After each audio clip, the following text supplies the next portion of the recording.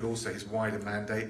We also were lucky enough to hear from President Zelensky directly, and I can tell you that we raised over £4 million in additional contributions and a whole range of non-financial technical support for the work of the ICC, from disaster victim identification experts, the Danish have offered, through to forensic experts from our Dutch friends and the Belgians and the Czechs, the list of support that we provided, investigative support, but also support with witnesses. And as well as that, there is an interesting offer from Ghana for a relocation agreement for victims and witnesses, and a whole range. That's just a sense of some of the highlights.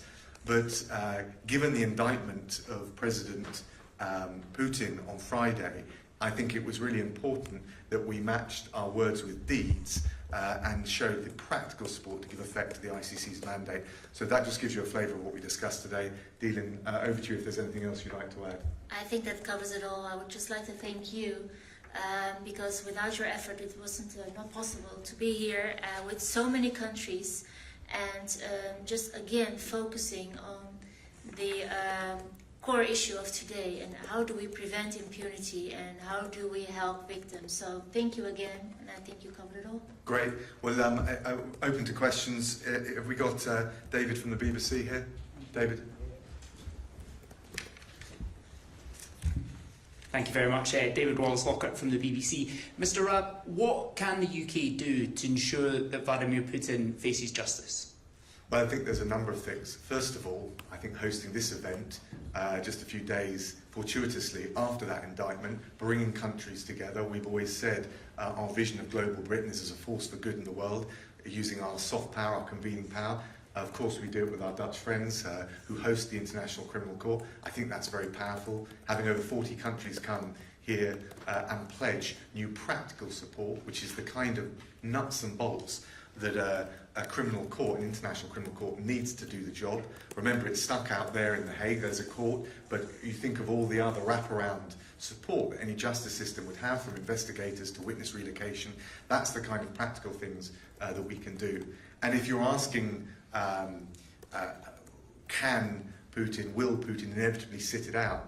Well, I remember as a young war crimes lawyer in The Hague in 2004, negotiating a sentence enforcement agreement with the UN for the Yugoslavia tribunal.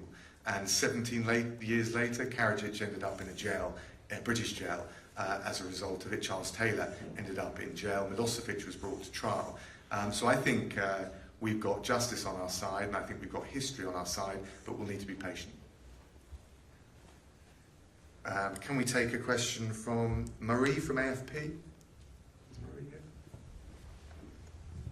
Hello. Can you go more in details about the £4 million additional support that you talked about? Where do they come from? Which countries? Thank you.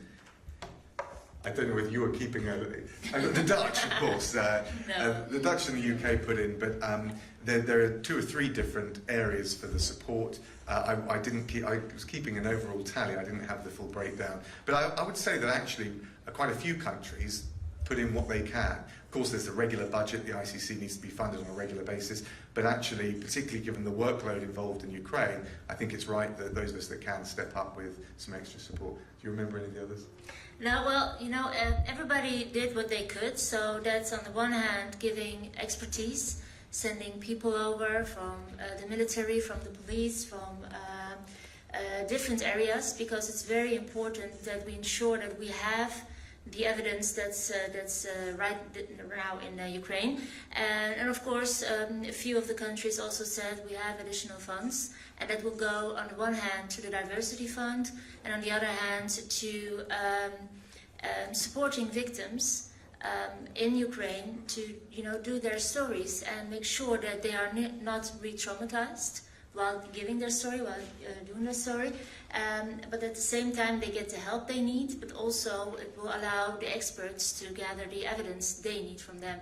So I think the funds will go to those 2 pillars, and different countries contributed. Okay, well, given we have our Dutch co-host, can I take a question from ANP? I'll come back to you. Is that? Yeah, there. You recognise him? Yes, I recognise him. What good will this money do for the people in Ukraine in the coming years? Well, I think the most important thing is that this will help Ukrainians to achieve justice, because we know that there's a war going on right now, and every day, if we would wait for gathering the evidence, we would lose important proof and evidence. So there is no time to lose. I think that our colleague from Ireland said we have to act now, and there is no time to waste. And that is also what the Ukrainians want from us, and I think they are very right to ask that also from us. So this will help, everything together will help to give and bring Ukrainians justice. Can I also take one from NHK, and is it Mayu Oishi? Because it was important for us to have not just Japan, but also Asian representation here at this conference. I don't know whether we've got... Please. So, yes, it's on. Right. Okay. What do you think is the importance of Japanese support as a host country of G7? Sorry, can you...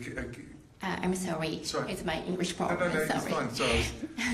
What do you think? What do you think the importance of Japanese support to ICC as a host country of G7?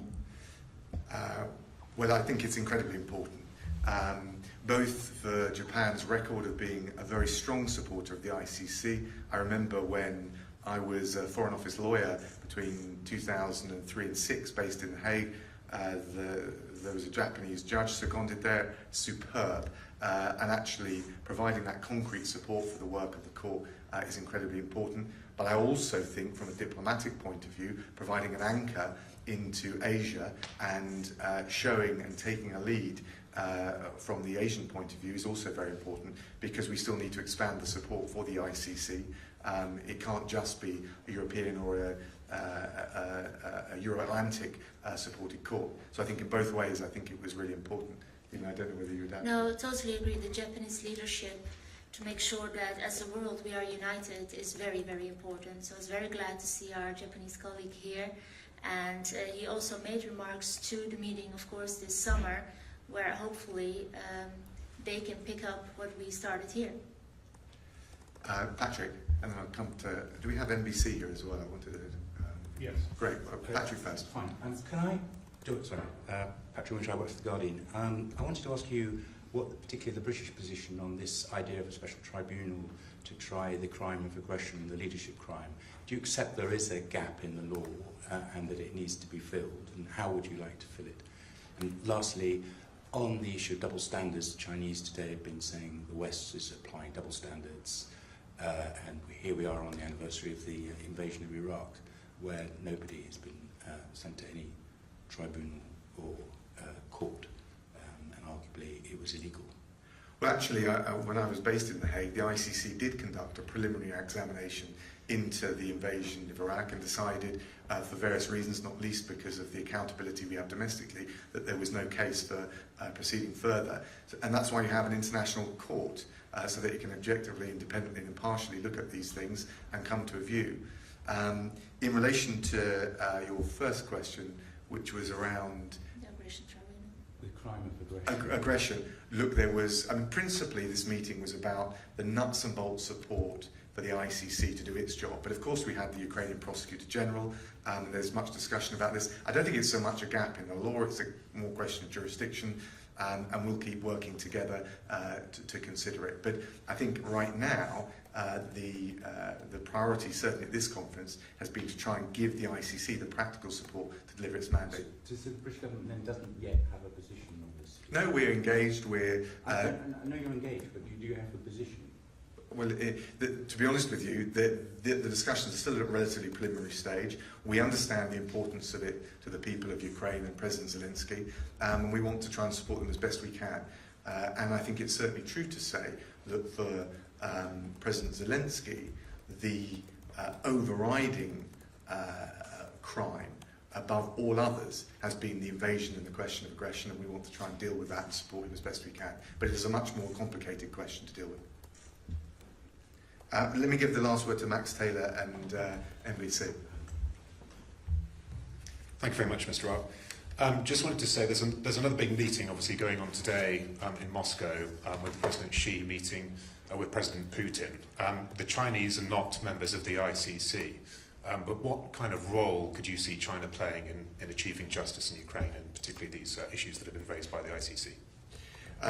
Well, first of all, by the way, it was excellent to have Bruce Schwartz from the Department of Justice here joining us and to update us on the US position. I think that was really welcomed by everyone here at the conference. In relation to the Chinese position, I don't want to set expectations too high, if I can put it like that, but I think the one thing that China, as a member of the permanent member of the Security Council, a leading member of the international community, can and should do is say that the cardinal rules of international law, including the right not to have your country invaded unlawfully, ought to be adhered to. And I think the extent to which he can, whether it's privately or publicly, apply diplomatic pressure and leverage to that effect, to that extent, would be welcome. I think this is the best press conference ever. Has anyone got a question for Dylan? If not, thank you all very much. And thanks again to our Dutch friends for co-hosting with us. And thanks again. Thank you so much.